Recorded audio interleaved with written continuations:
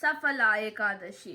ఇవాళ తెలుగులో చెప్తా, అమ్మమ్మ తాతలకి అర్థం అవ్వాలి కదా, అందుకే తెలుగులో చెప్తున్నా.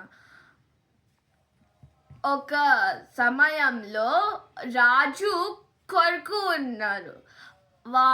కొడుకు పేరు లుంపక. లుంపక చాలా పిచ్చి వేషాలు వేస్తారు. లుంపక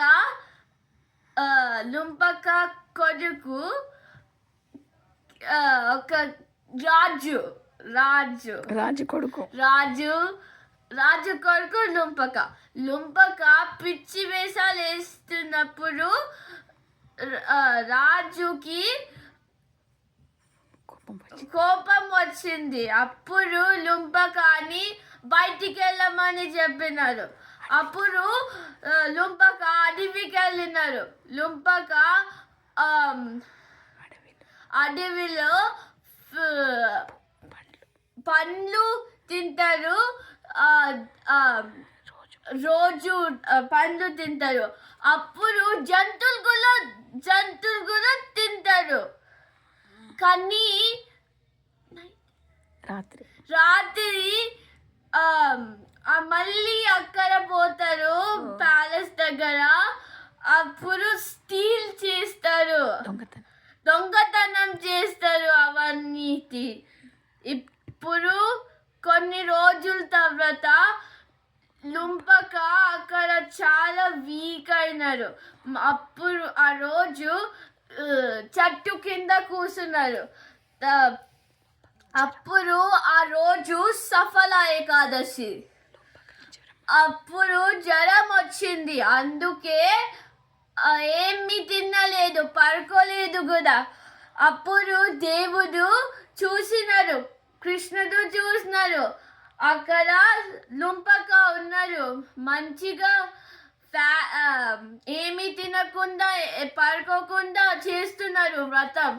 అందుకే నెక్స్ట్ రోజు మళ్ళీ లుంపక హెల్తీ అయినారు, మంచిగా హానెస్ట్ కైండ్ అయినారు.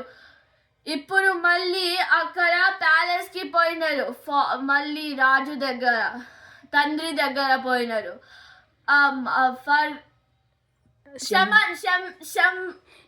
క్షమించాలి అని, అందుకే పోయినారు రాజు దగ్గర.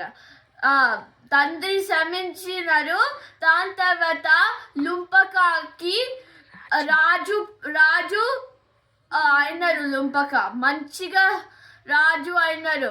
ఇప్పుడు ఈ స్టోరీ నుంచి ఒక మోరల్ ఉంటుంది. ఆ మోరల్ ఏంటి? కృష్ణ మన అందరినీ మంచిగా ప్రేమిస్తున్నారు, క్షమాపణలు తీసుకుంటున్నారు మన నుంచి. మన చాలా చాలా చాలా తప్పు చేసినప్పుడు కృష్ణుడు మనల్ని క్షమిస్తున్నారు. ఇప్పుడు ఏకాదశి చేస్తే మనందరికీ క్షమాపణం కృష్ణుడు తీసుకుంటాడు. కృష్ణ ఇస్తారు.